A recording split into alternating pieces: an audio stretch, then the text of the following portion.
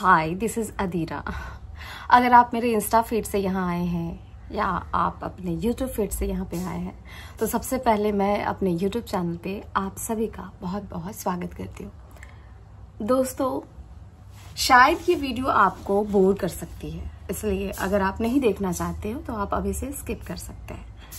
और शायद ये वीडियो आपको बहुत इंस्पायर कर सकती है, तो ये आप पे डिपेंड करता है कि आप बोर होना चाहते हैं या इंस्पायर।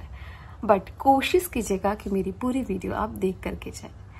तो जैसा कि मेरा नाम अदीरा सिंह है और मैं 26 की हूँ।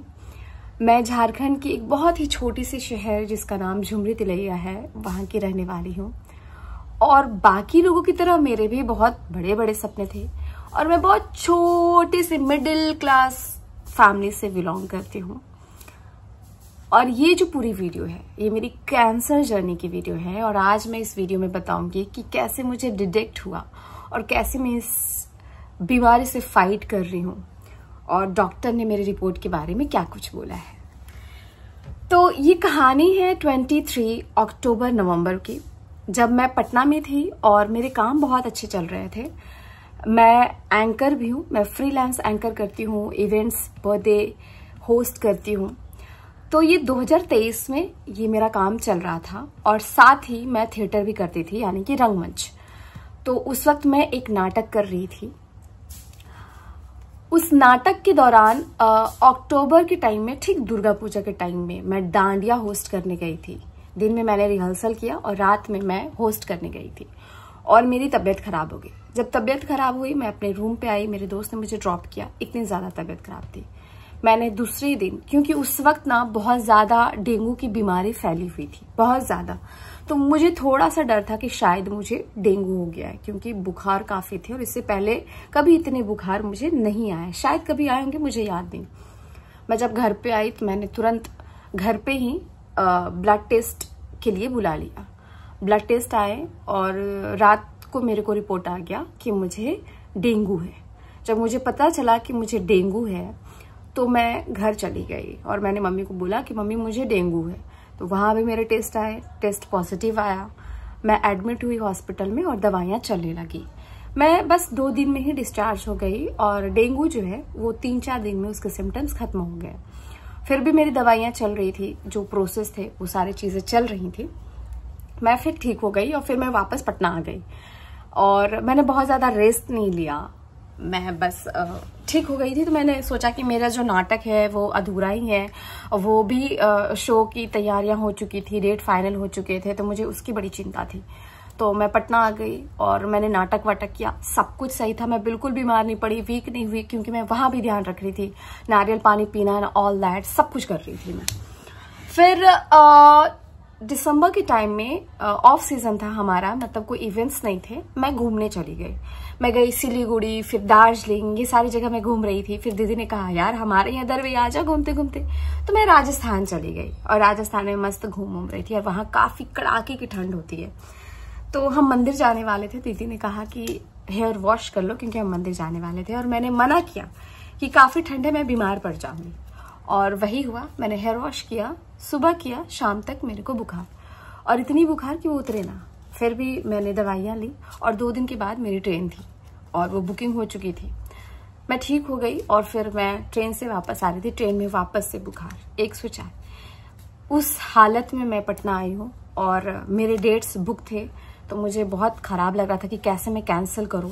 मेरे जैसे जो आर्टिस्ट है वो इस बात को बहुत अच्छे से समझ पा रहे होंगे कि जब हम डेट्स ले लेते हैं तो कैंसिल करना बहुत मुश्किल होता है। ये हमारे प्रोफेशन पे एक तरफ से समझो कि गाली है, दाग है। तो मेरी हालत जब बहुत खराब हो रही थी तो मैंने अपने रिपोर्ट्स भेजे उनको कि मेरी बहुत ज्यादा तबीयत खराब है। उन्होंने बोला ठीक है, कोई बात नहीं, आप रेस्ट करो, आप घर जाओ। मैं जब घर गई तो मैंने डॉक्टर को दिखाया, वापस से मेरे ब्लड टेस्ट हुए। अच्छा, एक बात कि आपको पता होगा जब डेंगू होता है तो प्लेटलेट्स गिर जाता है। इस वक्त भी मेरे डेंगू नहीं निकले बट मेरे प्लेटलेट्स गिर गए। तो डॉक्टर को लगा कि शायद फिर से डेंगू हुआ है, इसलिए प्लेटलेट्स गिर गए। और मम्मी बहुत गुस्सा कर रही थी कि तुम अपना ख्याल नहीं रखती हो, तुम बहुत ज्यादा काम करती हो, तुम अच्छे से डाइट नहीं लेती हो, बहुत ज्यादा, और तुम डेंगू के बाद तुमने रेस्ट नहीं लिया था, इसलिए ये वापस आ गया। तो मुझे जहाँ तक पता था कि एक बार जब डेंगू हो जाता है तो दोबारा नहीं होता है। फिर भी हमने रेस्ट वेस्ट लिया, बहुत अच्छे से रेस्ट लिया, और काफ़ी ज़्यादा हालत ख़राब थी मेरी उस वक्त। ठंड का टाइम था तो आग वाग देना, पूरे दिन रात मेरे मालिश हो रहे थे मेरे हाथ पैर के। और फिर मैंने प्रॉपर 1.5 महीना का रेस्ट लिया और मैंने कहा मम्मी मुझे जाने दो, मैं यहाँ पे खुश फील नहीं करती हूँ क्योंकि मेरे दोस्त नहीं है, मैं ऐसे पैक्ड रहती हूँ। तो मम्मी ने कहा हाँ अब तुम ठीक हो गई हो तो जाओ, मेरा मन तो नहीं है। फिर मैं चली गई पटना और मेरे काम वाम चलने लगे, मैं बिल्कुल स्वस्थ थी। मार्च तक मैं बॉम्बे आने का प्लान करती हूँ कि मुझे बॉम्बे जाना है, और ये प्लान मेरी पहले से थी कि मुझे मार्च में बॉम्बे जाना है, और ये मेरी मम्मी को पता था। तो मैं बिल्कुल ठीक थी, ब्लड रिपोर्ट सारे सही थे, ऐसा कुछ था नहीं, नॉर्मल सी बीमारी थी। मैं आती हूँ बॉम्बे सपनों के साथ। जब मैं बॉम्बे आती हूँ भाई साहब ऐसी फीलिंग आती है, जो एक्टर है, जो आर्टिस्ट है, उनको पता होगा कि क्या फीलिंग होती है जब अपने ड्रीम सिटी में जाते हो, जब अपने ड्रीम को पूरा करने के लिए एक स्टेप लेते हो। मैं बॉम्बे आई, बहुत खुश थी, बहुत ज्यादा खुश थी मैं बॉम्बे आई, मैंने पीजी लिया, मैं पीजी में शिफ्ट हो गई। ये सारी चीजें मैंने अकेली की अपनी एक दोस्त की मदद से, पीजी ढूंढना, ऑल दैट। और फिर मैं ऑडिशन वगैरह देने लग गई कि अच्छा इंट्रो कैसे देते हैं, ऑडिशन कैसे देते हैं, ऑडिशन ऑफिस कहाँ पे है, प्रोडक्शन हाउस कहाँ पे है, ये सारी चीज़ें मैं अपने दोस्तों से पूछ के वहाँ पे जाने लगी और ऑडिशन देने लगी। अनफॉर्चुनेटली मैंने एक ऑडिशन क्रैक किया। यहाँ पे अलग अलग टाइप से ऑडिशन होते हैं, जैसे junior artist, feature cast, 1 day 2 day shoot and continue to tracks, ऐसे होते हैं। जो एक्टर हैं, जो देख रहे होंगे, जो आर्टिस्ट हैं, उनको अच्छे से पता होगा। तो मैंने एक ऑडिशन क्रैक किया जो 3 दिन का शूट था, एक सीरियल जो कि सोनी सब पे आया था, अपनों का आंगन। वहां पे मैंने एज अ नर्स कैरेक्टर निभाया था और प्रॉपर मैं सीन में दिख रही थी। जब ऐसे 1 डे 2 डे आप शूट करते हो तो आपके सीन बहुत छोटे से होते हैं, बस आप पुचकू सा दिखते हो, लेकिन मैं प्रॉपर सीन में दिख रही थी। लीड एक्टर के साथ मेरे सीन थे और कैमरा फोकस में थी मैं। तो मेरे दोस्त बहुत खुश थे, मैं बहुत खुश थी, मेरे घर वाले तो काफी ज्यादा खुश थे कि फाइनली इसने अपनी जिद से अपने सपने को पूरा किया। ये वीडियो थोड़ा लॉन्ग हो सकता है तो मैं पार्ट बाई पार्ट करके डालूंगी, 10-10 मिनट का वीडियो होगा। सो मैंने किया और मुझे पेमेंट भी मिले, मैं बहुत खुश थी। फिर से लगता है 20-30 दिन के दौरान में मैंने एक और ऑडिशन क्रैक किया, जो एज अ मदर मैंने सोचा ठीक है मदर तो मदर से ही एक बार करूं तो चीजें सीखूंगी, प्रोफाइल बनेंगे, कॉन्टैक्ट्स बनेंगे। मैंने किया, वो अमेजोन का शूट था मदर्स डे के लिए।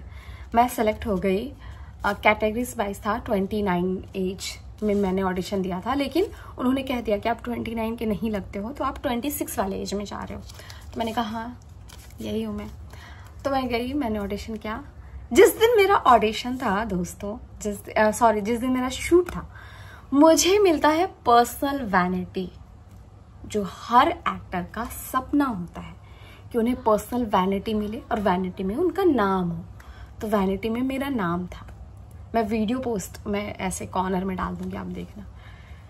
मैं भाई लग रहा है 7वें आसमान पे हूँ, इतनी खुश। ये सारी बातें अप्रैल की है। जुलाई में, जून या जुलाई में मैंने अपने टिकट्स करवाए हुए थे घर जाने के लिए, क्योंकि यहाँ पे जून से ही बारिश होना शुरू हो जाता है तो काम मिलना थोड़ा मुश्किल होता है।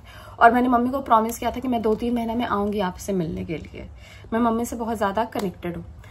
तो मेरी तबीयत खराब होती है और जुलाई को मेरा टिकट होता है, और जून में, मई लास्ट में ही मेरी तबीयत खराब होनी शुरू हो जाती है और बहुत ज्यादा तबीयत खराब होती है। मैं अपने दोस्त को कहती हूँ यार ऐसे बार बार मैं बीमार क्यों पड़ रही हूँ, मुझे तो समझ में नहीं आ रहा मैं क्यों इतना बीमार पड़ रही हूँ ऐसे बार बार। तो उसने कहा अरे कुछ नहीं, तुम बहुत ओवर थिंकिंग करती हो, बहुत परेशान हो जाती हो, और मे भी तुम मुंबई नहीं आई, वहाँ का पानी सूट नहीं किया होगा या मलेरिया फलेरिया जैसी चीजें हो गई होंगी।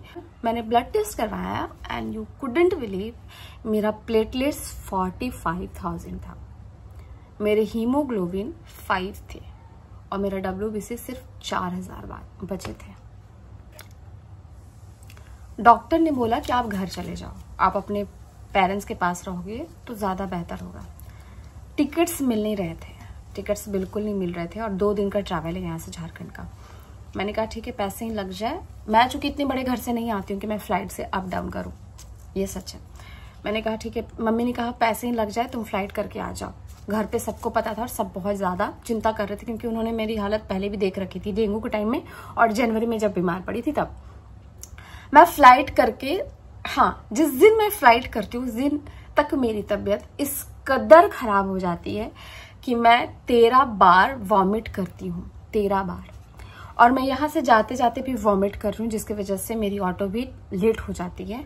और जब एयरपोर्ट पहुँचती हूँ तो मैं फर्स्ट टाइम बॉम्बे एयरपोर्ट गई हुई थी, और ये काफ़ी बड़ा है, जिनको आइडिया नहीं है वो बहुत परेशान होंगे, काफ़ी ज़्यादा बड़ा है। मैं ढूंढ रही हूँ, पता ही नहीं चल रहा है। जब वॉमिट आया तो आसपास फेंकने की भी जगह नहीं थी, क्योंकि ऑलरेडी मैं बॉटल में वॉमिट कर चुकी थी, वो भर गया था, वो डस्टबिन फेंका, फिर आगे गई। और वो जो लास्ट वॉमिट था वो मुझे घोटना पड़ा। ये सुन करके आपको बहुत घिन सी आ रही है, बट ये सच है, मैं कुछ बना के नहीं बोल रही हूँ।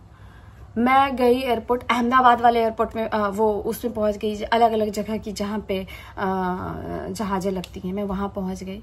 और मैं अपने दोस्त को फ़ोन करी कि मेरे को फ़्लाइट नहीं मिलेगा यार, 6 मिनट बाकी है और मुझे मिल ही नहीं रहा है। कह रहा है वो पूछो, वहाँ पूछो, कह रहे मैं चल ही नहीं पा रही।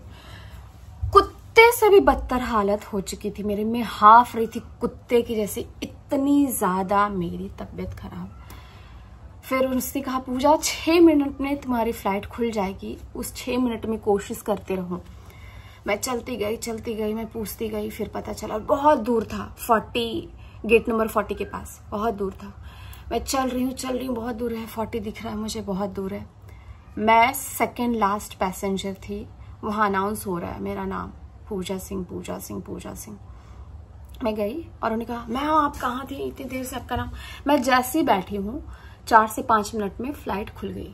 फ्लाइट खुली, मैं पटना लैंड की, और एयरपोर्ट से बाहर आते आते वॉक करते करते बहुत हालत ख़राब। मैंने किसी को फ़ोन नहीं किया था, हालांकि पटना मेरे बहुत दोस्त थे, लेकिन मैंने नहीं फ़ोन किया। मैंने ऑटो बुक किया, मैंने कहा भाई मुझे पहुंचा दो। कोडरमा के लिए, जो मेरा शहर है झुमरी तले, उसके लिए डायरेक्ट ट्रेन नहीं थी, तो मुझे वहां से गया और फिर गया से कोडरमा जाना था, क्योंकि मुझे सेम डे पहुंचने थे। तो मैंने क्या किया, मैंने लोकल ट्रेन पकड़ी, लोकल ट्रेन बहुत जाती है, पटना से गया, मैंने लोकल ट्रेन पकड़ा। और बहुत ज़्यादा भीड़ होती है, जो लोग बिहार साइड के होंगे उनको पता होगा, इतनी भीड़ होती है कि लोग लटक के जाते हैं। और मैं गेट के पास बैठी हुई थी, इतनी कि भाई मुझे घर जाना है, मैं गेट के पास बैठी थी और मैं वॉमिट की जा रही थी, हर 5 मिनट में 10 मिनट में वॉमिट कर रही थी, और लोग मुझे देख रहे थे। मैं गया पहुंची, फिर गया में मेरा भाई आया मुझे रिसीव करने के लिए, गया आ चुका था वो, और पटना के लिए उसको ट्रेन मिल नहीं रही थी। गया से उसने रिसीव किया, और मम्मी ने मेरी हालत देखी और वो परेशान थी। मैं बिल्कुल डार्क ब्लैक काली हो चुकी थी, इतनी काली हो चुकी थी मैं। उन्होंने कहा क्या हालत बना रखा है तुमने, और पूरे घर वाले मुझ पे गुस्सा कर रहे हैं क्योंकि मैं डाइट लेती थी, मैं पक्का बाहर की खाती होंगी, तभी मेरी हालत ऐसी हो गई। तुमने डेंगू के टाइम में रेस्ट नहीं लिया, तुमने दवाइयाँ अच्छे से नहीं ली। और सेकेंड डे ही मुझे डॉक्टर ने एडमिट कर लिया, और डॉक्टर भी बहुत गुस्सा कर रहे कि आप ऐसे क्यों बीमार पड़ रहे हैं, आपकी कहीं ना कहीं गलती रही होगी। ऑब्वियसली मेरी गलती है, मैंने डेंगू के टाइम में रेस्ट नहीं लिया, कुछ दवाइयाँ मैंने छोड़ दी थी, शायद ये उसकी वजह से हो रहा होगा। लेकिन जब मैं घर गई, एडमिट हुई, तो हर बार दो दिन में मैं डिस्चार्ज हो जाती थी, 1 से 2 दिन, उससे ज़्यादा कुछ नहीं। स्लाइन चलते थे, दवाइयाँ होती थी, मैं एकदम फिट एंड फाइन। यहाँ पे मैं 10 दिन तक एडमिट हूँ, मैं ठीक ही नहीं हो रही हूँ, मैं बिल्कुल ठीक ही नहीं हो रही। फिर उन्होंने कहा कि हीमोग्लोबिन चढ़ाना पड़ेगा। मैं बोला इतना मैं क्या बीमार हूँ कि हीमोग्लोबिन ब्लड चढ़ाने पड़ेंगे, वो भी ताज़ा ब्लड। 2 यूनिट ब्लड चढ़े, 5 से 6 भी नहीं हो पाया। 2 यूनिट ब्लड चढ़े, आई थिंक 7 हुआ, नहीं 5 से 6 में क्या ही बोल रही, 5 से 7 हुआ ब्लड मेरे। फिर प्लेटलेट्स 4 यूनिट चढ़ाए गए, तो 45 से 75 आया। फिर मेरे को हाँ WBC के इंजेक्शन उस वक्त नहीं लगे। मैं खा रही हूँ, बकरी का दूध पी रही हूँ प्लेटलेट्स ठीक करने के लिए, ठीक ही नहीं हो रहा। सब घर पे परेशान, ऐसा क्यों हो रहा है। 25 दिन के बाद मैं ठीक होती हूँ, धीरे धीरे ठीक होना शुरू होती है, और मैं दवाइयाँ खा रही हूँ। मम्मी ने कहा अभी तुम्हें बॉम्बे नहीं जाना है, तुम 2-3 महीना अच्छे से रेस्ट करोगे। मैंने कहा हाँ मम्मी पक्का, इस बार मैं अच्छे से रेस्ट करके जाऊँगी। मैं धीरे धीरे ठीक होने लगती हूँ, तो इतने दिन से मैं हॉस्पिटल और घर में पैक्ड हूँ, और मुझे आदत नहीं है पैक होने की। मुझे लगता है आप जितना ज़्यादा बंद रहते हो उतना ज़्यादा आप बीमार होते हो। तो मैं घर में बंद हूँ और धीरे धीरे मैं ठीक होती हूँ। तो मैं मेरा फ्रेंड है जिसके डांस क्लास है, तो और मुझे डांस की काफ़ी शौक है, मैं बचपन से डांस करते आई हूँ। तो मैंने फ़ोन किया कि मैं आ रही हूँ। मैं गई थोड़ा सा ऐसे चिल करने को, मैंने कोई डांस वांस नहीं किया, मैं बस गई, बैठी हुई थी, बच्चों को डांस करते देख रही थी कि थोड़ा सा मेरा मूड ठीक हो। और ज़्यादा दूर भी नहीं है, आई थिंक कुछ कदम ही हुए, वॉकिंग डिस्टेंस है, जस्ट 2 से 3 मिनट। और फिर मैं जब शाम को आई तो रात को सोते वक्त मुझे चक्कर आ रहा, मतलब 2 घंटे तक कंटिन्यू चक्कर आ रहे, और ऐसे चक्कर आ रहे हैं पलंग में सोए सोए कि मैं गिर जाऊंगी। मैं ऐसे पकड़ी हुई हूँ पलंग। और आप कभी तारा माची, जो वो मेले में आप जाते हैं, जो वो गोल गोल घूमता है ऊपर वाला, आसमान तारा, पता नहीं क्या कहते हैं, हमारे यहाँ तो तारा माची कहते हैं, उस पे अगर आप घूमे होंगे और वो जो चक्कर आता है घूमते वक्त, कुछ वैसा ही चक्कर आ रहा था। बोला और सब चिल्ला रहे हैं कि तुम क्यों गई थी वॉक करने, उसकी वजह से हुआ है। तो मैंने कहा कि अगर जिस वक्त मैं वॉक करने गई थी उस वक्त चक्कर आने चाहिए, अभी क्यों आ रहा है मुझे चक्कर मम्मी? और घर वाले समझ ही नहीं रहे। 2 दिन के बाद फिर से मुझे चक्कर आ रहा है बहुत ज्यादा। मम्मी फिर चिल्ला रही है कि नहीं बॉडी वीक है ये वो। मैंने कहा नहीं मम्मी, मेरे बॉडी में पक्का कुछ प्रॉब्लम है, कुछ तो है। कह रही कहाँ दिखवाएं हम तुम्हें, बताओ तुम हमें बताओ कहाँ लेके जाएं। भाई ने बोला कि मैं बिल्कुल ठीक थी, एकदम सही थी, अच्छे से मतलब रील्स वील्स बना रही हूँ डांस वांस करते करते, क्योंकि मैं बहुत चिल करती हूँ, I am a chill girl. तो भाई ने बोला कि ब्लड टेस्ट करवा लेते हैं दीदी एक बार। तो मैंने कहा यार मैं ठीक हूँ, रिपोर्ट सही है, क्यों ब्लड टेस्ट कराना है? कह रहे करवा लेते हैं, क्या पता हीमोग्लोबिन कम हुआ हो या कुछ चीज़ें कम हुई हो, देखते रहना चाहिए। मैंने कहा ठीक। मैंने ब्लड टेस्ट करवाए, शाम को मेरे रिपोर्ट्स आए और मैं ऐसे आंगन में बैठी हुई थी, वो रिपोर्ट लेके आया और मैं बहुत एक्साइटेड होती थी जानने के लिए मेरे रिपोर्ट्स क्या है। मैंने पूछा भाई से कि रिपोर्ट्स क्या है? उसने कहा यार रिपोर्ट्स कुछ ठीक नहीं है। मैंने कहा क्यों, क्या हो गया? कहते WBC तुम्हारे 33,000 है। तो मैंने कहा तो क्या होता है WBC 33,000 होता है? तो कहता है ये ब्लड कैंसर, ये कैंसर के सिम्टम्स है, ब्लड कैंसर नहीं, कैंसर के सिम्टम्स है। और तब तक मुझे ऐसा लगता कि कैंसर एक नॉर्मल बीमारी है जो दवा से ठीक हो जाती होगी, या शायद कुछ ऑपरेशन होता है या कुछ भी, मतलब ठीक हो जाता होगा दवाई से।